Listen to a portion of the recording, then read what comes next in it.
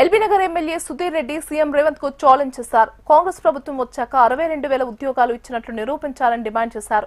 62,000 ఉద్యోగాలు కాంగ్రెస్ ప్రభుత్వం వచ్చాక నోటిఫికేషన్లు వేసి ఇచ్చినట్లు నిరూపిస్తే తాను ఎమ్మెల్యే పదవికి రాజీనామా చేస్తానని సవాల్ చేశారు. పదవికి రాజీనామా చేయడమే కాకుండా శాశ్వతంగా రాజకీయాల నుంచి తప్పుకుంటున్నాను అన్నారు సుధీర్ రెడ్డి. తనతో పాటు మరో 2 బీఆర్ఎస్ ఎమ్మెల్యేలతో కూడా రాజీనామా చేయిస్తానని ఛాలెంజ్ చేశారు. పదే నేను 62,000 ఉద్యోగాలు ఇచ్చినని చెప్పేసి అనేక వేదికల మీద చెప్తా ఉన్నారు.